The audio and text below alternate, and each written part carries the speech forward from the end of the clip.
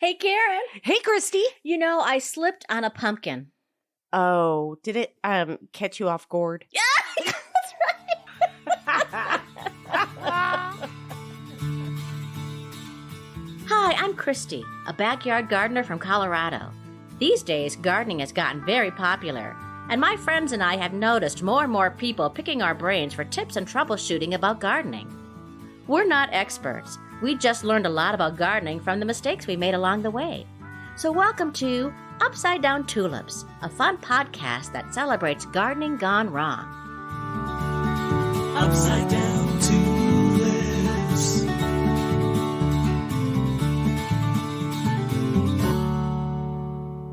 Hello, gardeners. And wannabe gardeners. And people who love pumpkins. Yay, pumpkins! Yay, cucurtology. Cucurtology? That's the study of pumpkins. Oh my gosh, that is a fantastic word. Kruger? Cucur, as in Cucur. cucumber. Oh, Cucur. Yeah, they're because kind of- they are related. They're the same family. I know, I learned that today too. I was like, oh my god, oh my gourd.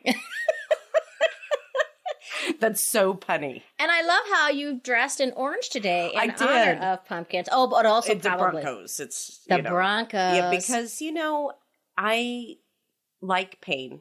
I think I like subjecting myself to it. Yeah. And just watching it Oh, man. over and over again. Oh, Lordy. But I do love pumpkins, and I love the color orange. Yeah, I do too. Yeah. Orange gets a bad rap sometimes, I think. I don't understand why. You look fantastic in orange. Thank you very much. That's kind. My beautiful oven is orange.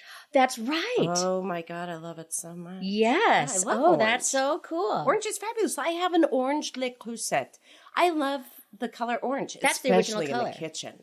Yes. They say, too, that like those warmer colors in your kitchen, the orange and the yellows and the reds and those kinds of colors are stimulating for the appetite. That makes sense. Yeah.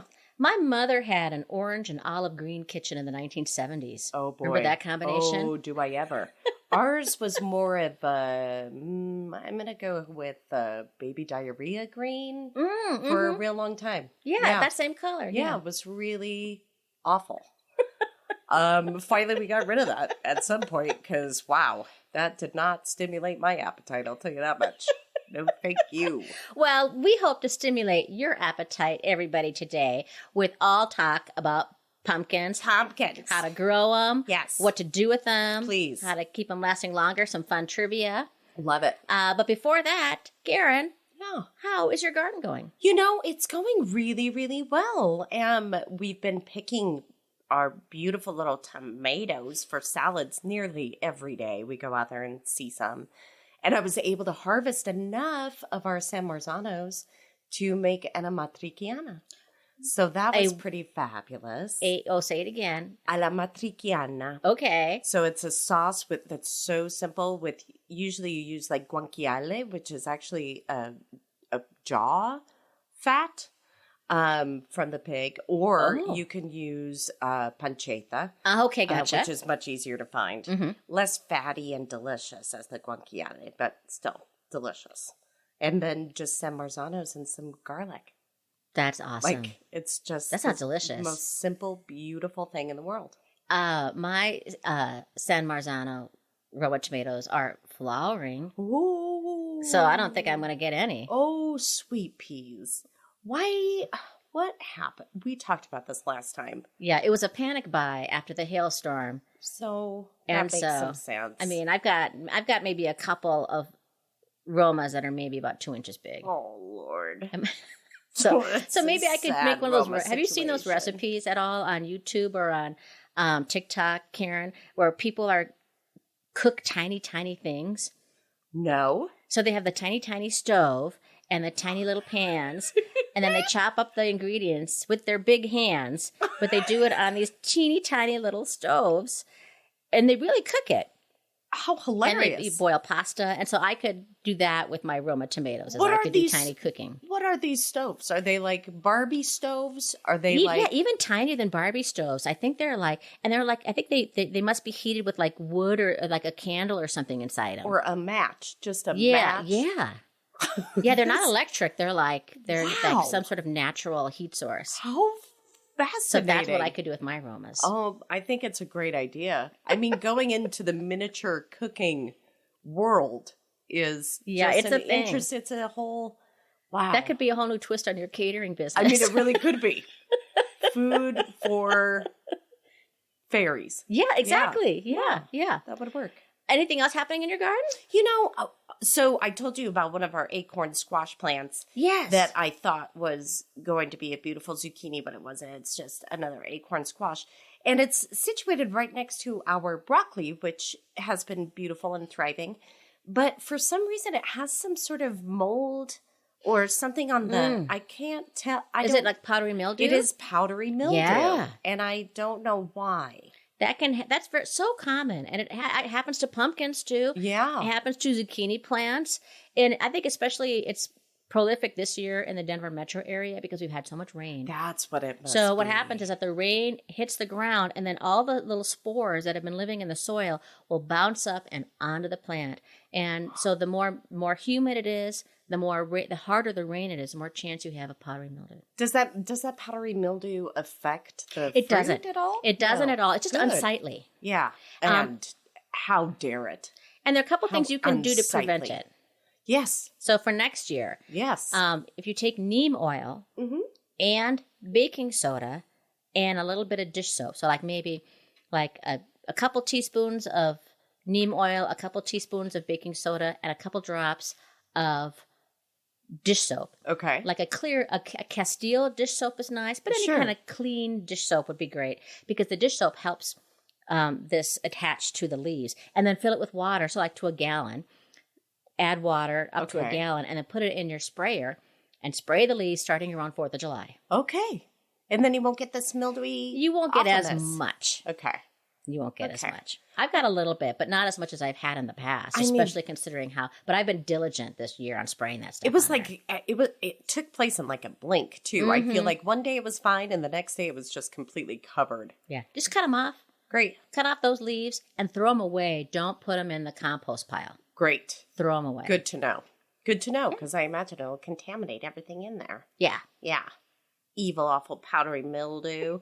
That's what I'm going to start using as like an insult for somebody that cuts me off in traffic. Mm-hmm. You powdery mildew. Mm-hmm. It's a good one. Yeah. It's creative. Yeah.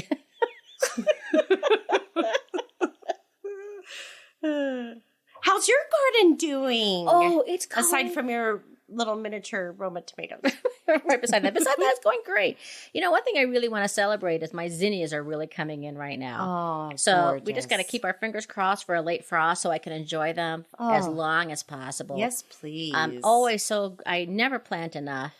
I'm just so grateful. They're just really coming in great. And then I have Autumn Joy sedum, which is a kind of a succulent plant that will bloom in late August, early September. Oh. And it has a beautiful sort of pinkish, mauve color to it. So I love that coming in. How gorgeous. And my sunflowers are really stunning this year. How lovely. After the hailstorm, which killed them all, Yep. I replanted quickly on July 1st. And now they're just stunning. And I'm knocking on fabulous. wood here. I have not had a squirrel problem with them. What did you do? I think it's because I think the squirrels gave up on my garden this year. I haven't really seen that many squirrels around. And I think because my garden is so late, they have moved on to other gardens. They were like, never mind. She's not ready you yet. don't have it. So maybe How they'll start interesting. coming in. I don't know, but they are. I have Russian mammoths that are just tall and straight and beautiful. Gorgeous. I have red velvet, Ooh. and then I have lemon queen, and they are just beautiful. Those lemon queens are so pretty. That the yellow. color of them is just incredible. Yeah. So Yeah. happy about it all. I do have to say that I've had a weird cucumber year, which is that I have a lot of vine, and the vines are looking really great. But for some reason, I forgot to train them up my little trellis. Okay. So they're all kind of spread out on the garden. So I can't tell where the cucumbers are until it's too late. Right. So there are these big, huge, football-sized yellow things, and I go, oh, well, there's a cucumber. So I don't know. I mean, I'm throwing them all in the compost bin. Well, because what else are you going to do with them at that point? Yeah, which is probably maybe not a good idea because maybe that will attract squirrels. I do not know. But Probably everything attracts those Yeah. darn things. So I've just had a very strange cucumbers. And I am blessed with too many green beans and too much basil. So I'm giving them That's not away. a thing. That's not a thing. Just giving them away. Oh, So it's so gorgeous. yeah, those are coming in fantastic. Oh, that's so fabulous. I've never had success with green beans. Really? Really, truly. We tried it like maybe I want to say at least twice we've tried green beans. Have you done the pole kind that have to travel up? Yes. And like attached them, Uh-huh. to a little trellis. Like we put them over by our tomatoes, and I don't know, they don't like me, and I really like them. And I don't understand where the miscommunication is happening. Well, I've never done those kind. I've always done bush green beans. Okay. And those seem to do pretty well for me. And I'm happy to share seed with you. Yes, I would I love always that. save a lot of seeds. In because fact, maybe yeah. that's my problem. Maybe I'm just planting the wrong Try kind. bush beans next year. I'll give you some seeds. Ooh, They're one of love the that. easiest things to grow. Like, remember when you were in kindergarten Yes. and you got the little styrofoam paper cup Totally. with soil? That's what and it you'd was. put the bean in there, and it usually was a green bean. That's so fabulous. And folks, if you want some green bean seeds, because I have a lot of them, Oh, boy. may I suggest you join the garden party? Yes. Because depending upon what level you're in, you can get seeds from our gardens. And all it means is you just got to throw a couple bucks our way to help us pay for the expenses of the podcast.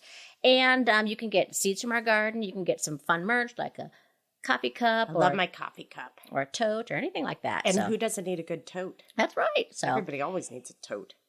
show your support for Upside Down Tulips. Help us continue to keep sharing this with you by just clicking on the link in the show notes. Or you can go to our website at upsidedowntulips.com.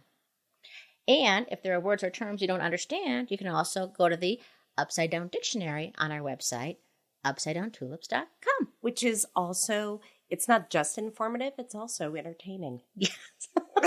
That's right. That's right. We try to have some laughs while we garden because goodness knows we got to have a sense of humor about it all. Absolutely. We need to laugh, and so do the plants.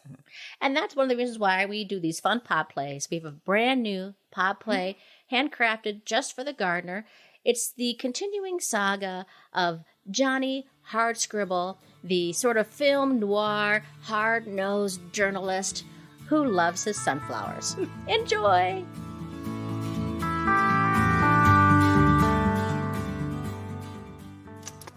In the heart of Denver, where shadows cling to the buildings like secrets, and the neon lights of Casa Bonita whisper promises of salvation and sopapillas, there's me, Johnny Hardscribble. I've reported on it all, from the darkest corners of corruption to the depths of despair. But amid the grit and grime of the mile-high city, there was one thing that keeps my spirit alive: sunflowers. Two things that keep my spirit alive: my cat, Moonflower, and sunflowers. In this city, you've got to find your own slice of heaven, and for me, it's these sunflowers. They're my salvation in a world gone mad. Each morning I step onto my balcony with a cup of coffee and a cigarette to bask in the golden glow of those blooms. Sunflowers, you see, they're my one source of solace in this city of perpetual shadows. A splash of color in a monochrome world, but someone's been nibbling at 'em slow and steady, like any team playing the Denver Broncos. I knew I had to get to the bottom of this, and I had a hunch it was connected to Lila Rose. She had this way of slipping through the cracks, like smoke in the night. And she'd been looking at my sunflowers a little too long lately. I followed her through the winding streets, the neon signs flickering like lost dreams. She led me to a rundown apartment building, the kind of place where hope checked out a long time ago.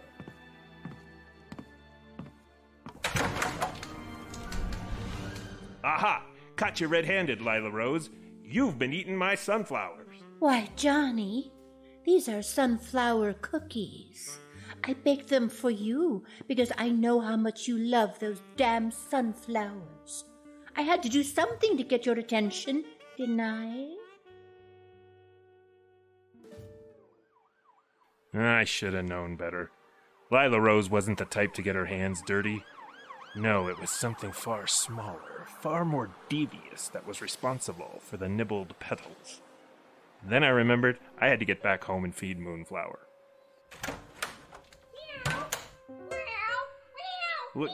What's that, Moonflower? Out on the balcony? She loves me. She loves me not. She loves me. Oh, she loves me not. She loves me. Aha! Caught ya red-handed, squirrel. You've been eating my sunflowers. Why, if it isn't Johnny Hardscribble. Oh, excuse me. Well, I just take this sunflower head and slip away into the night. The truth will catch up with you someday, squirrel. I'm gonna tell the world about your exploits. In a city filled with shadows, you find your light, and you hold on to it with all you've got. For me, that light is you, Moonflower, and these sunflowers. Together, we will find our redemption.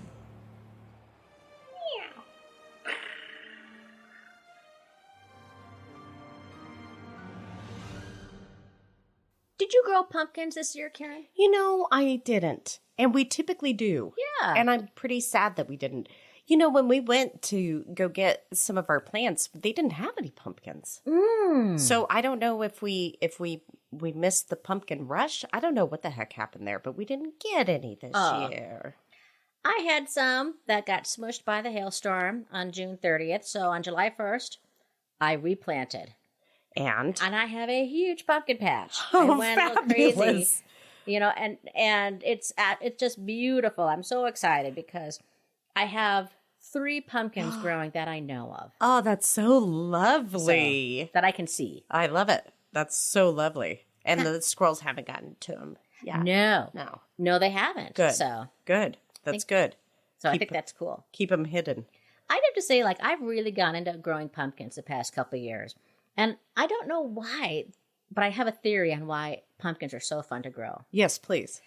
Well, I think it is first of all, it's that vine is beautiful. Oh, it is a gorgeous Just vine. the leaves are so big. I agree. It grows so fast. It really does. And it's kind of fun to see, I grew this big thing. Yeah. Yeah, I agree. My uncle Lee, he was an old Italian guy. He was a big gardener all of his life. And he would grow sometimes these pumpkins that he would have to move out of the garden with a wheelbarrow. Oh, I mean, they were humongous. He loved Halloween too. So, of course, carving a jack-o'-lantern was magnificent to do out of this huge gourd that he would get. I remember looking at one time when I was a little girl thinking, you grew that? I think that is a part of it, is that they can be so big. massive. Yeah. Yeah. I mean, yes, it's cool to grow a little cherry tomato, Yes. but to grow something that big. And there have been studies that said that fall is the favorite season that folks have of all 4 seasons. Yes. And that it's the most we feel the most nostalgic around fall. Huh. And the symbol of that is the pumpkin. Agreed. And fall just started, right? Yeah. Just a yes, couple it days most ago. certainly did. So happy fall. Happy fall. Great time to talk about I pumpkins. love fall. I really do. I fall into that category. I do too. Oh, it's my fall favorite. into the You do. Oh, nice. I see what you did there. Yeah, I love it too. I always feel that's when I fell in love with my handsome and handy husband. That's when we got married. I love it. Yeah, it's nice this time of year when the average temperature is in the 70s. Yes, I mean, that's it's so just gorgeous. perfect. It's just perfect. Yeah, Yeah. perfect weather. Yeah, Yeah, so- football happens in the fall. Mm-hmm. Yeah, it's all good stuff. Pumpkin spice. Mm. Oh no, you're not a PSL person. I just sort of feel like the pumpkin spice faction has been really coming down hard. And man, they like to press on you from all angles, right? It comes in your coffee, it's in your tea, it's in your muffins, it's in your bread. I mean, it's a little too much. There's a little too much pumpkin spice going on. I find that interesting because you're such a big baker. I love baking, and I Yes. love the smell of it. Of course, it's a magnificent smell rather. But I don't want it in everything. I really don't want it in everything. I don't want to smell it everywhere I go. Right. You don't need pumpkin spice cereal No. or pumpkin spice toothpaste. No, or pumpkin spice deodorant. You know what I mean? Nobody needs this. I Come don't know. on. That could be nice. Really? Really? You Yeah. want to walk around smelling like I a would. Yes, pumpkin pie? I like it. I'm for it. I would worry for your safety if you did. People would be just taking bites out of you left and right. Well, there's no pumpkin in pumpkin spice. No, there isn't. It's just the It's spices just the that makes spice. pumpkin good. Yeah. The word pumpkin originates from piopon, which means large melon in Greek. Yes, I did know that. It evolved to pom-pom in French and pompion in Britain, and the Americans later changed it to pumpkin.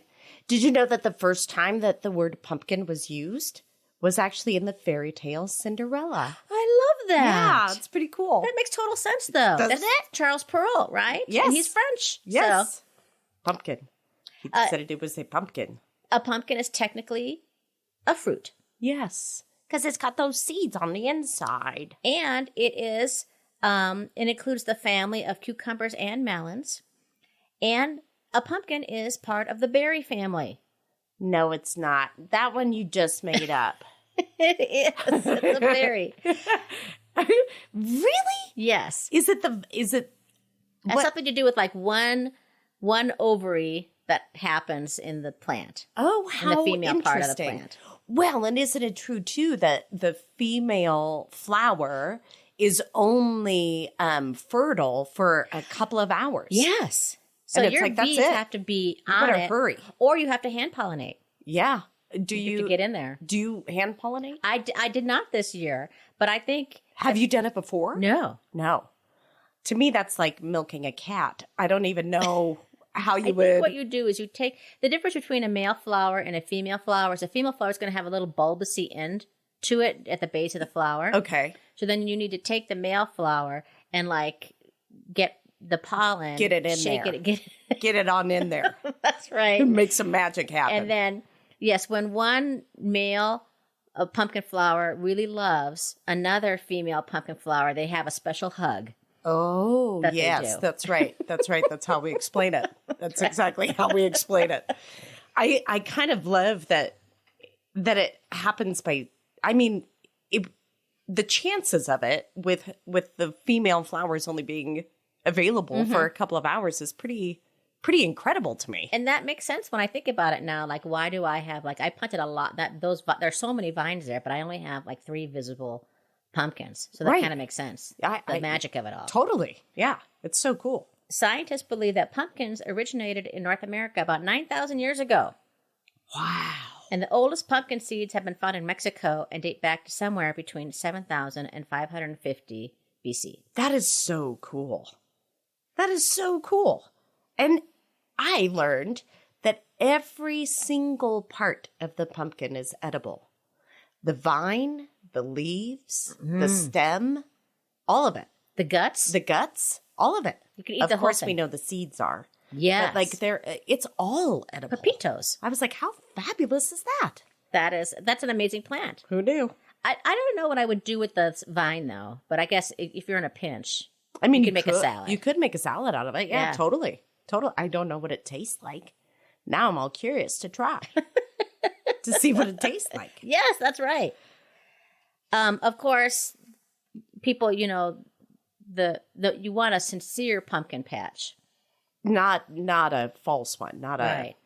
The most sincere pumpkin patch is what Linus grew in the great Of pumpkin. course, of It's course. a great pumpkin, Charlie Brown. It's so good. I love the great pumpkin. They are also incredibly high in potassium, which Oh, that's I great. didn't know before. Just like a banana. Oh, that's They're good. really, really good for you. And you can eat them after you carve them. Yeah, They're absolutely. still good. Totally, unless those, naughty, awful squirrels have gotten their teeth into them, which typically happens the moment they smell the flesh. Do you know there's a big trend in people doing proposals with pumpkins? Oh, please explain this to me. So, like, everybody wants to have the really great engagement story about how they were proposed to. Sure. And so what people are doing is they are making a small hole in the bottom of a pumpkin Okay. and then sticking the engagement ring in it All right. and then giving it to your intended. And then they will say, hey, let's carve this pumpkin. So you take out the top, you scoop out the seeds, and ta-da! Okay, but then the ring is all covered in the slime and stuff. It's so romantic. And you got your hands are all a mess. And you know how it leaves that awful, like, kind of sticky, gross film all over your... I'm having trouble understanding that one. I wouldn't like that. It's what the kids are doing, Karen. Okay, well, you know, that tells us a lot about the kids, doesn't it?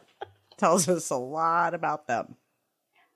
Should we talk about planting pumpkins, or do you have some more fun No, facts? I think the only other thing I have is about pumpkin seeds that also have other medicinal qualities as well.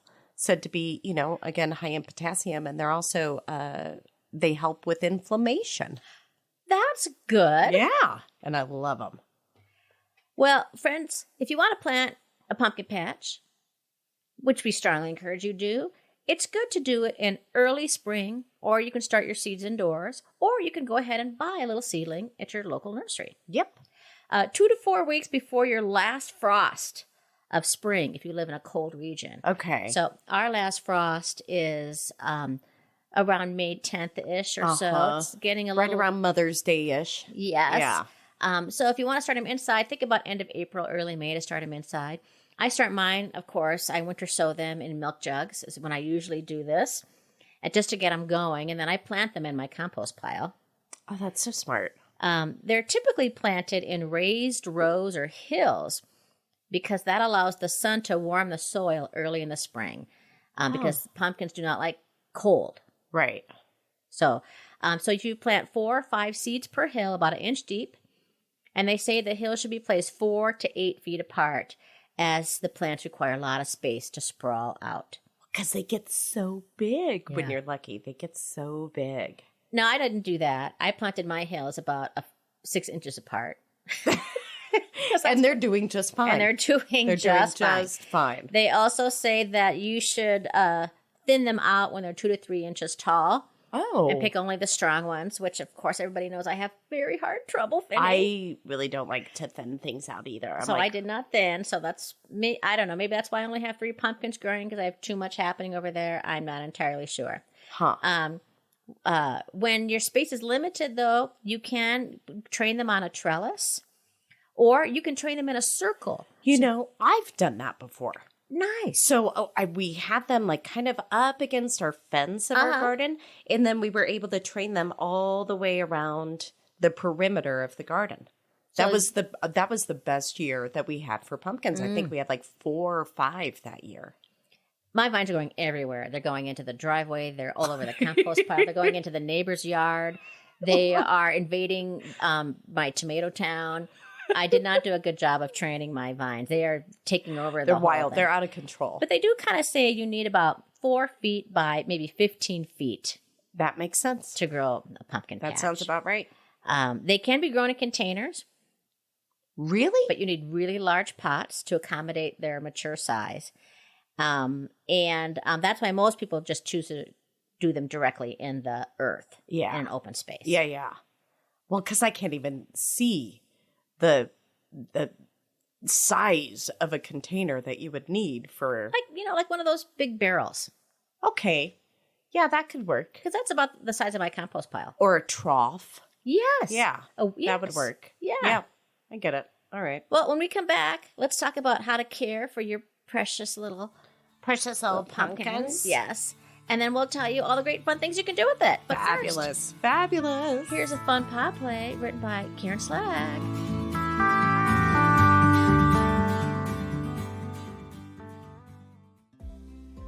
You've tried everything you can think of to keep those pesky squirrels away from your garden. I've tried planting hot cayenne peppers, marigolds, and allium vinegar sprays. I even bought some bear urine from the internet. Nothing seemed to work. That was until I found the Squirrel Super Blaster 2900. From the same people who brought you the Anthill Eradicator 1800 and the Marauding Mice Annihilator 16 comes the Squirrel Super Blaster 2900. Say goodbye to Mr. Nice Guy and hello to your little friend. The Squirrel Super Blaster 2900 looks like a bazooka and it works like one too. Not only is it effective at eliminating those persistent plague-ridden pests, but it's fun for the whole family. I love my Squirrel Super Blaster 2900. One shot with my Squirrel Super Blaster, and those squirrels go flying so high, you'd swear they had wings. My son, daughter-in-law, and granddaughter love it too. Nothing beats an afternoon on the back porch blasting squirrels with your family.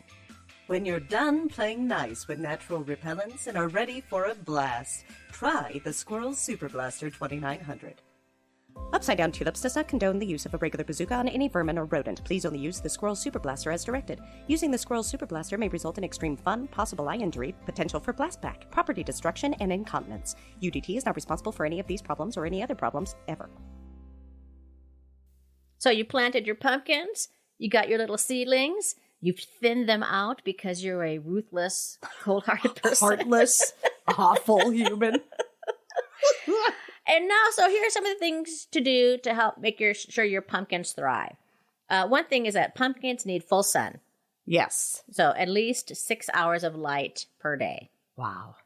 Mine are actually in kind of, I don't know, sometimes where my compost pile is, there's a tree that's growing nearby that gets bigger and bigger. So it's a little shady at times. Is it? But it's still doing fine. Doing great. People say this is what people say to do, and then here's what reality is. They say you should turn your pumpkins once a week to keep their growth symmetrical.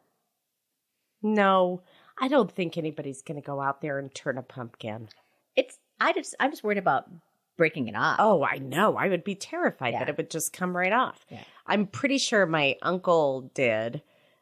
Because he didn't like it when they would get the flat sides, and that is one way to sort of prevent them becoming misshapen, is to just turn them.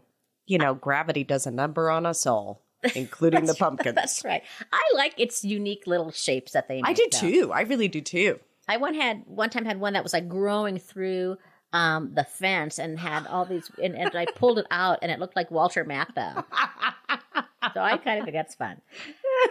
Pumpkins do want rich, loamy, well-draining soil. So it's a good idea to, before you plant, put in some organic matter like peat moss or compost. That's why I just grow it straight in my compost pile. It must just be in heaven in there. It's where I have room. It's super happy. It is important, though, to make sure that you give it plenty of water. Yes, it requires a lot of water. It's like 90% water. I know, and which makes it also really, really good for you. You know, in terms of eating. 1 to 2 inches of water per week, especially when they're blooming and setting fruit. Goodness. So, and try to do it with a drip irrigation, ground level, so that you're not watering the leaves. Because if you water the leaves, you have more likely a chance to get that awful powdery mildew. That's right. Very good. Evil, awful powdery mildew.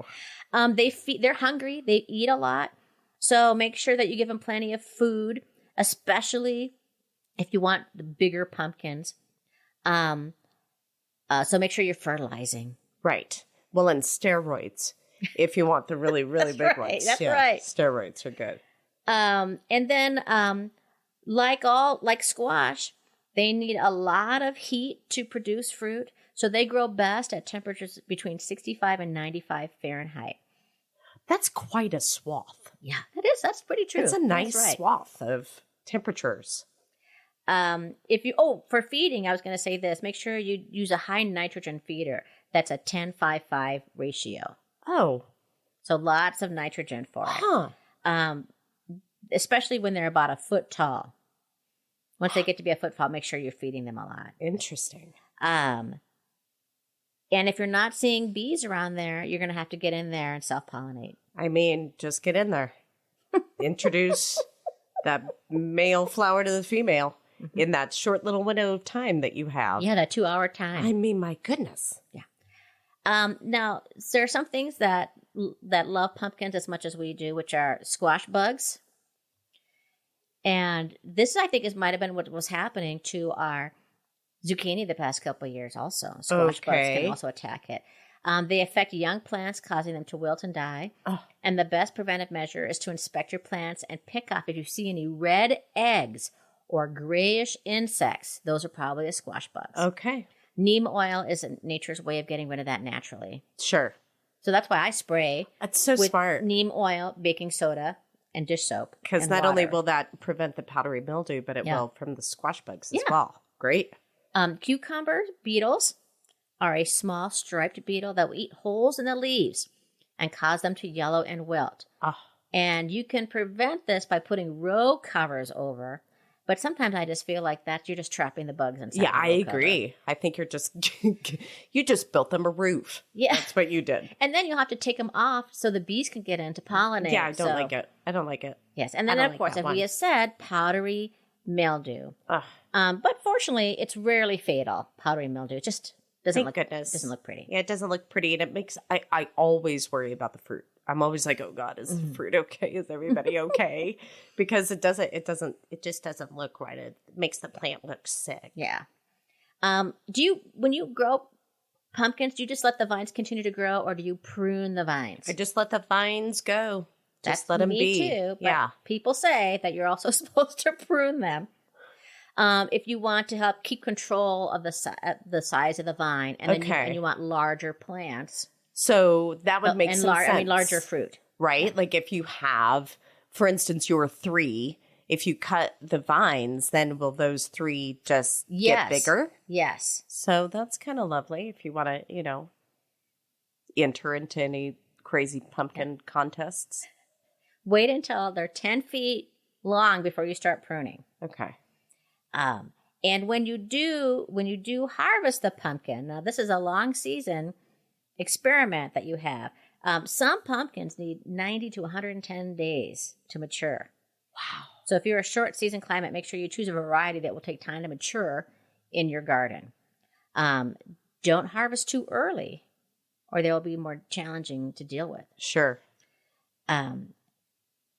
They won't last as long if you harvest them early, Uh-huh. and they won't taste as good. Yeah, that makes sense. Some people put a piece of cardboard or a wooden box or a board underneath the pumpkin to prevent it from rotting while it matures. Okay. But wait until this is what they say. Wait until the color is uniform, all orange, Yeah. depending on it, and then harvest it. Try to get the stem to be a good 4 to 5 inches. Right. Yeah, I definitely know you don't want to trim the stem too close because it'll cause the pumpkin to die. Yes. Yeah. It means that if there's any disease in that stem at all, it'll all die in the stem and it won't venture into your Correct. pumpkin at Yep. all. And they also say wait if there are any tendrils that are closest to the pumpkin to turn brown. And that's the peak Oh. time to harvest. Oh, that's a smart little tip and trick. Last year I did not do that. As soon as they started to turn the most little bit orange, I started harvesting them Yeah. because of the squirrels. I know those damn squirrels. As soon as I saw them eviscerate Yeah. pumpkins. Like one day it was there, and the next day all I saw were a couple Carnage. seeds. Just a couple seeds. Oh, God, that's awful. Oh, that's just awful. Like they must have had a huge party. I would imagine they did. Yeah. They were like, come on over. They can withstand a light frost, but not a hard frost. Yeah. So you want to, and a hard frost would be like, I'm going to say like the low 20s, don't you think, Karen? Yeah, I would say so. Okay. Cut them off the vines with a pruner, and try not to hold the pumpkin by the stem. Yeah. Yeah, you want to hold it by its butt. Yeah, that's right. Like Not a baby. That's right. Don't hold the Yes. baby by the top of the head. You hold it by the butt. Yeah. Yeah. They will not store through the winter. So they're not like a regular, like a butternut squash. Right. You should be able to hold on to for maybe about a month or two. And just place them in a warm, sunny spot and space them far enough so they don't touch. No touching. Yes, that's right. No touching. What are some of the favorite things you love to do with your pumpkins? Well, there are some crazy things that some people do with their pumpkins. There are these fabulous pumpkin pyramids that they build. New Hampshire has a good one at the Let It Shine Pumpkin Festival.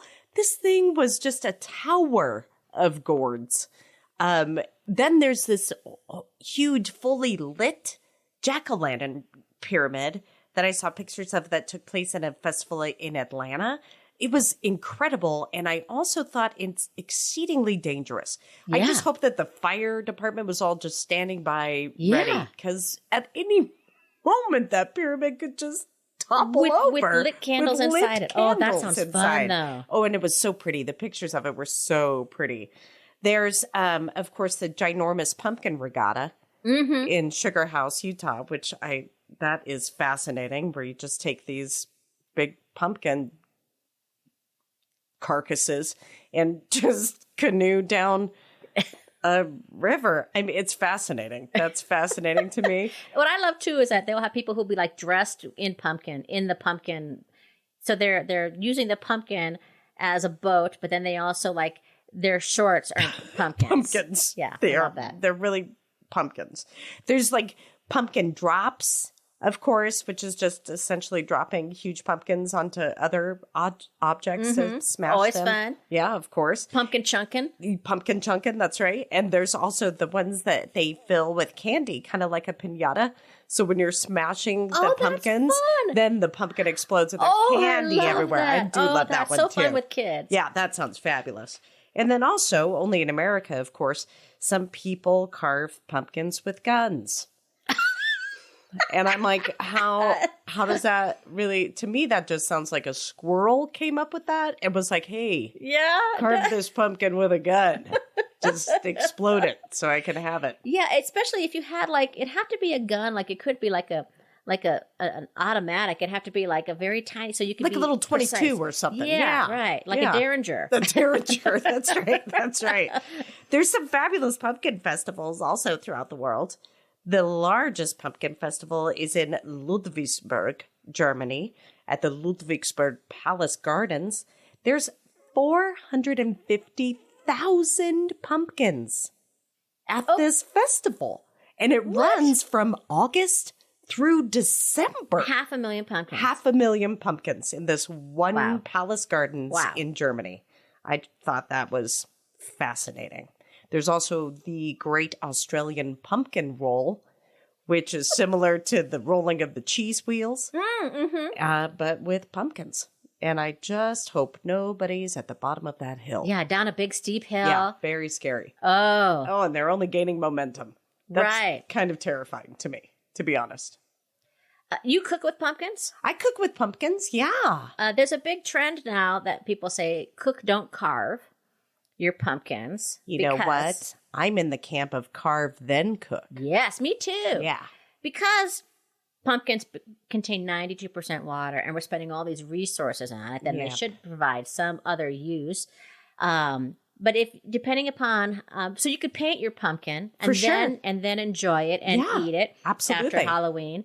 Or if you don't have, if you don't put candle in it, I use like fake candles in my pumpkins. Then you can a day or two after that Just cook it up. enjoy it up. Absolutely. The flesh is the part that's attached to the skin. So if you can roast it, peel away the skin, and you got a hunk of delicious pumpkin stuff. Totally. I typically treat pumpkins just like I do butternut squash or any other kind of squash, where you're just looking for that wonderful, fabulous, delicious flesh. Yeah, great for soup. Oh, yeah. Great for gnocchi. You Oh, gave my us a God. great Absolutely. risotto. Mm-hmm. The one thing I think is interesting is that I didn't find that pumpkin pie using real pumpkin was very successful in the past, but then I discovered I was doing it wrong. Uh-oh. Because there's so much water in a pumpkin Yes. that when you get the pumpkin pie can, it's actually dehydrated. Correct. Yes. So you can make a pumpkin pie out of your own pumpkin, but you have to dehydrate it or squeeze out All that excess all that water. extra. Just let it Yeah. drain in like a metal sieve Yeah. and squeeze it all out. So For a it long looks like- time, too. For a long time. So it looks like if it looks like the consistency of your canned pumpkin, then you're on the right track. I agree. Otherwise, you're going to have a mess, which I've done before. Oh, my gosh. Terrible pumpkin pie. Yeah. No, thanks. How do you do your seeds? Well, they're so super easy and they're so super delicious. You just, you get them without all the flesh. You wash them up. You dry them really, really well. Make sure they're dried really well. Then you can put them in the oven. I like to roast mine with some olive oil and tamari, Ooh. which is so tasty. What do you like to do with I yours? soak mine in warm water with some salt for 24 hours. Yeah, smart.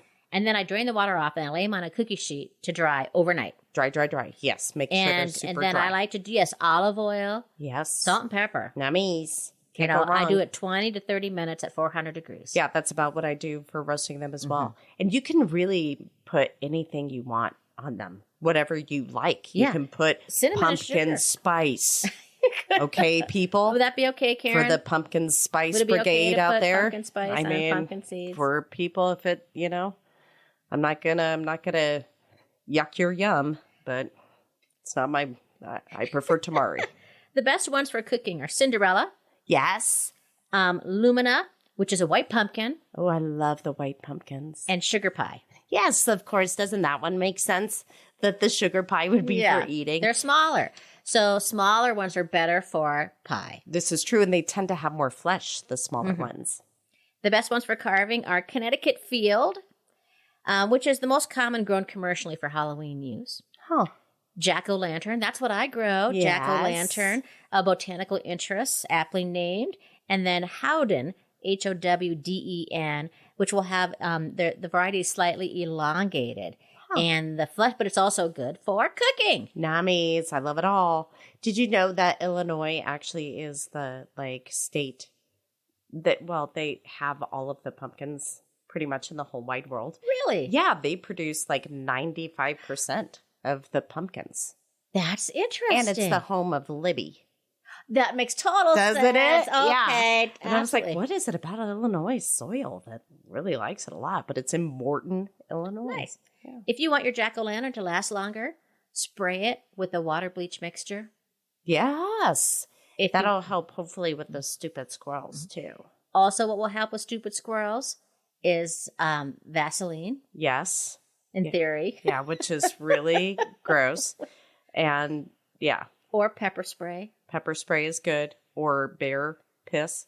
Oh, Yeah, that's a good one too. Yeah, Yeah. if you can get your hands on it. Or don't get your hands on it, actually. Just, spray it out of something.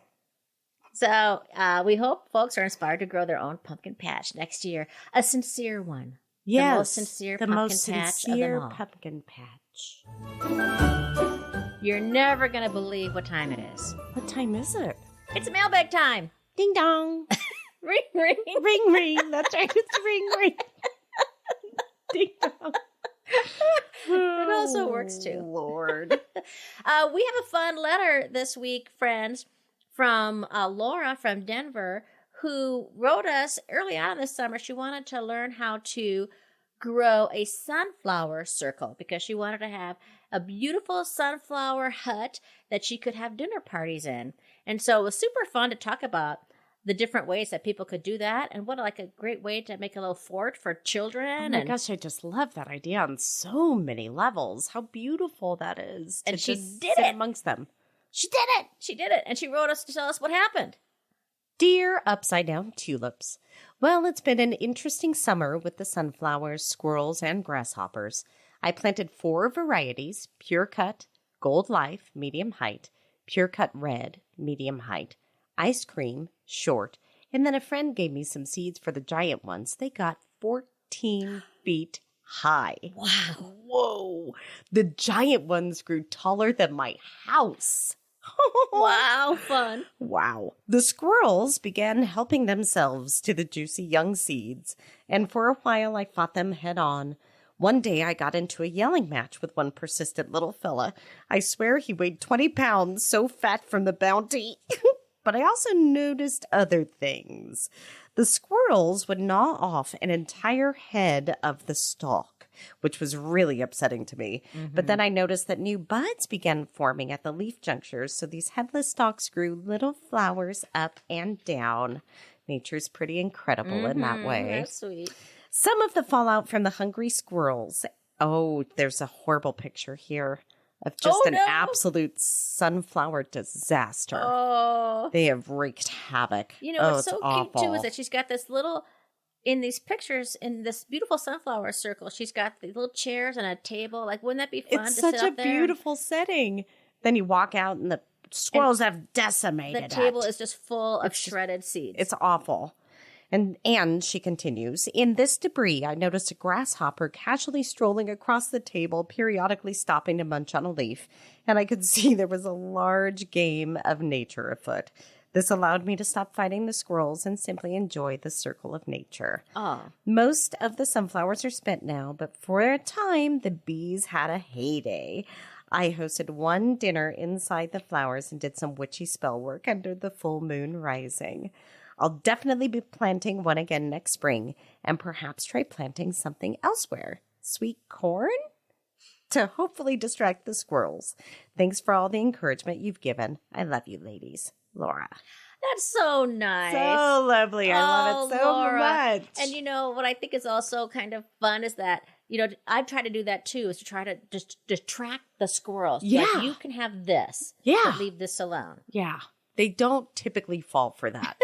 I've noticed, because they're jerks. They're just, you know, the rules don't apply to them. They're privileged little jerks. Those pictures are beautiful. Oh, they really are. Hey, Laura, I'll ask you separately if I can post those on Facebook, because I think people would love to see Oh, those I think they would pictures. get a kick out of them. Yeah, and yeah, that sunflower circle just looks so beautiful. Yeah. It's such a wonderful idea. Well, friends, if you've ever done a sunflower circle, or you want to tell us about your sunflowers or your pumpkins, we want to hear from you. Please, you can write to us at upsidedowntulips.com or upsidedowntulips@gmail.com. Christy, with fall upon us now, I am in desperate need of some inspiration. I have some inspiration from Henry David Thoreau. Oh, perfect. He says, I would rather sit on a pumpkin and have it all to myself than be crowded on a velvet cushion. Oh, I love that so much. Just don't squish the pumpkin. Don't squish the pumpkin. Make sure it's a really big pumpkin. That's right.